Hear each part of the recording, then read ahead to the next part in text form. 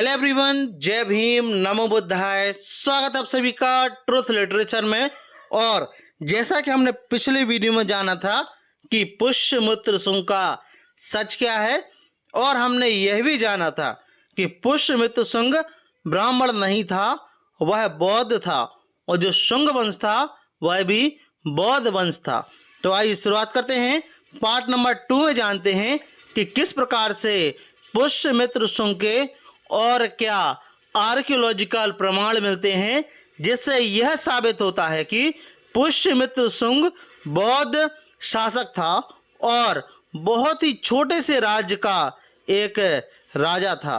तो आइए शुरुआत करते हैं और लिखते हैं कि आज के कुछ लोगों की ऐसी मान्यता है कि पुष्यमित्र शुंग द्वारा बौद्ध भिक्षुओं की हत्या की गई थी। इसके बारे में लोगों को समझना होगा। राजा बृहदत्त के समय इनका जो क्षेत्र था वह मगध, अंग, बंग, कलिंग, वज्र, काशी, कौशल, वत्स, मल्ल, चेदी जनपद ही बचा था। पश्चिमी भाग का जनपद कुरु मतलब गंधार से पश्चिम का इलाका इनके हाथ से निकलकर यवन शासक के पास चला गया था। इस समय बृहदत्त और यवन के बीच सुरसेन जनपद के लिए युद्ध चल रहा था। वस्तुतः आज का मथुरा और उसके नीचे का भूभाग बृहदत्त मौर्य के अधीन था, लेकिन उस क्षेत्रों पर जैसे ही हिंद बैक्टीरियाई शासकों ने आक्रमण करते हुए उस पर अपना कब्जा करता है, उसी समय पुष्यमित्र शुंग ने भी बृहदत्त की अक्षमता की वजह से इनकी सत्ता को अपने कब्जे में कर लेता है। उसके बाद पुष्यमित्र शुंग और हिंद बैक्टीरियाई में युद्ध होता है, जिसमें मथुरा और मथुरा के नीच वाले भागों में रहने वाले अधिकांश भिक्षु हिंद बैक्टीरियाई सेना का समर्थन करता है और मथुरा के ऊपरी भागों में रहने वाले भिक्षु शुंग वंश का समर्थन करता है। अब परिस्थिति जब दोनों ओर शासकों के अनुयायी बौद्ध भिक्षु हैं और दोनों में युद्ध होता है, तो निश्चित ही उस समय बौद्ध भिक्षु का मरना स्वाभाविक है। अंततः मथुरा और मथुरा के नीचे वाला भूभाग भी पुष्यमित्र शुंग के हाथों से निकलकर यवन शासक के पास चला जाता है, जबकि पुष्यमित्र शुंग द्वारा भारत के अन्य किसी भी क्षेत्र से बौद्ध भिक्षुओं का हत्या जैसी घटनाओं का उल्लेख नहीं मिलता है। पुष्यमित्र शुंग का कार्यकाल ईसा पूर्व 185 से ईसा 73 ईस्वी तक और राज्य क्षेत्र मगध, अंग, बंग, वज्र, विदिशा, काशी, कौशल, वत्स, मल्ल जनपद पर रहा था। जिस जनपद में भगवान बुद्ध का जन्म स्थान लुम्बिनी, ज्ञान प्राप्ति स्थान बोध गया, महापरिनिर्वाण स्थान काशी नगरी, धम्मचक्र परिवर्तन स्थान सारनाथ, विश्वविख्यात शिक्षण संस्थान नालंदा, पहली संगति स्थान राजगीर, दूसरी संगति स्थान वैशाली के साथ साथ सम्राट अशोक द्वारा स्थापित अनेक स्तूप और स्तंभ था, जिसमें तनिक भी खरोच नहीं आई थी।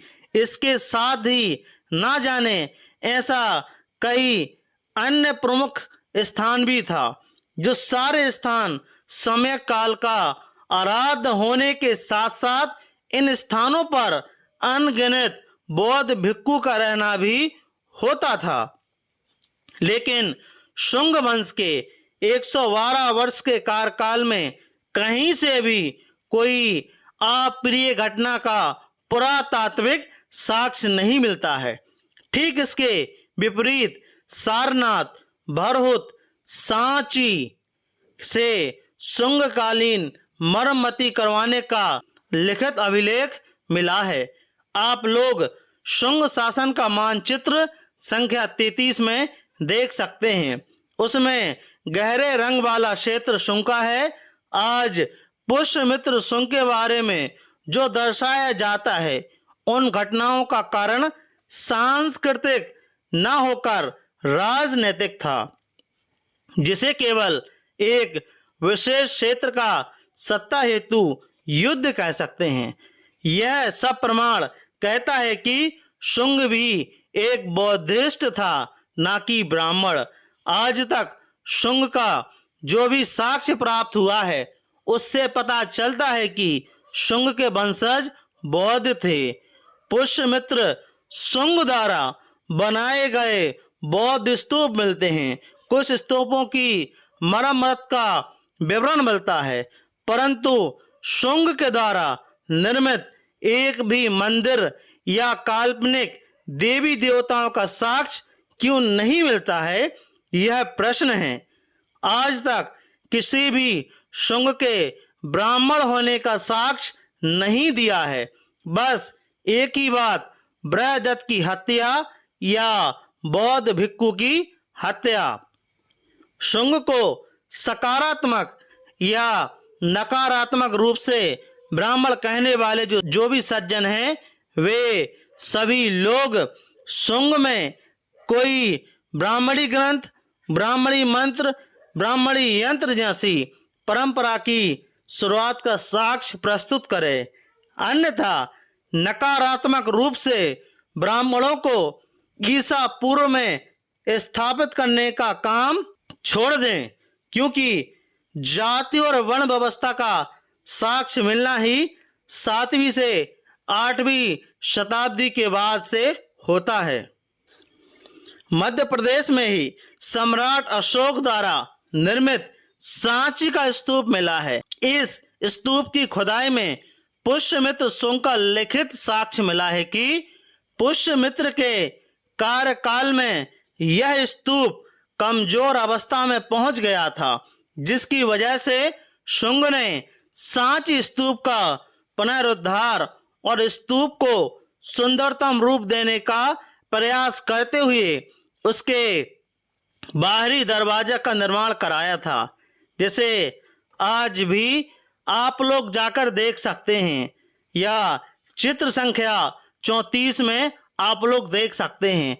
इन सभी बातों को आज आप दबा नहीं सकते, बल्कि किताबों के माध्यम से उत्खनन में प्राप्त पुष्यमित्र द्वारा लिखित अभिलेख को आज सभी को दिखा सकते हैं। संपूर्ण भारत में मौर्य शासन का खात्मा के बाद सिर्फ उत्तर भारत में शुंग वंश का उदय हुआ था, जबकि पश्चिम भारत में मध्य एशिया के शासक और दक्षिण भारत में सातवाहन का उदय हुआ था। परंतु उत्खनन द्वारा उस सातवाहन कार्यकाल का भी काफी साक्ष्य भारत के संग्रहालय में उपस्थित है। लेकिन कोई यह बताए कि वेद और वैदिक ऋचाओं से परिपूर्ण कौन सा साक्ष्य उसमें मौजूद है, जिससे आज यह कहा जा सके कि वैदिक सभ्यता पूर्व काल से चली आ रही है। महान सम्राट चक्रवर्ती अशोक का जो विशाल मगध देश का क्षेत्र सीमा था, वह म्यांमार से लेकर अफगानिस्तान तक और तिब्बत से लेकर सीलोन तक, जो कि वर्तमान का श्रीलंका तक फैला था। लेकिन इसके विपरीत बृहदत्त के समय में जो देश का क्षेत्रफल था, वह सिमटकर आज का बिहार, उत्तर प्रदेश, दिल्ली और मध्य प्रदेश तक रह गया था। शेष अन्य क्षेत्रों पर सातवाहन मध्य एशिया से आए कुछ शासकों का आधिपत्य हो गया था। इस वजह से मध्य भारत के छोटे से भूभाग पर ही बृहदत्त की राज सत्ता थी। शुंग काल का नींव भी कमजोर शासकों के कारण काफी कमजोर था। इस वजह से शुंग का शासन भी बहुत प्रभावशाली तरीके से ज्यादा दिन तक नहीं चल सका। शुंग वंश का अंतिम सम्राट देवभूति शुंग था। उसका मंत्री वासुदेव कर्ण था। देवभूति शुंग बहुत ही कमजोर सम्राट था, जिसकी वजह से उसके कार्यकाल में उसके साम्राज्य का क्षेत्रफल और भी ज्यादा सिमटकर छोटे से होते हुए आज का बिहार, पूर्वी उत्तर प्रदेश के भागों तक रह गया था। आगे देवभूति शुंग का मंत्री वासुदेव कण्व ने भी वासुदेव शुंग की हत्या करके शुंग साम्राज्य का खात्मा करते हुए अपने आप को कण्व वंश का सम्राट घोषित किया था और मगध की गद्दी पर बैठ गया था। लेकिन कण्व वंश भी ज्यादा वर्षों तक मगध की गद्दी को बचाए नहीं रख सका। उसका अंतिम शासक सुसिम कण्व था। कण्व के क्षेत्र को चित्र संख्या आप लोग 35 में देख सकते हैं। जल्द ही मध्य एशिया के विदेशी हिंद बैक्टीरियाई यूनानी शासकों ने आक्रमण करते हुए भारत पर अपना आधिपत्य स्थापित कर लिया था।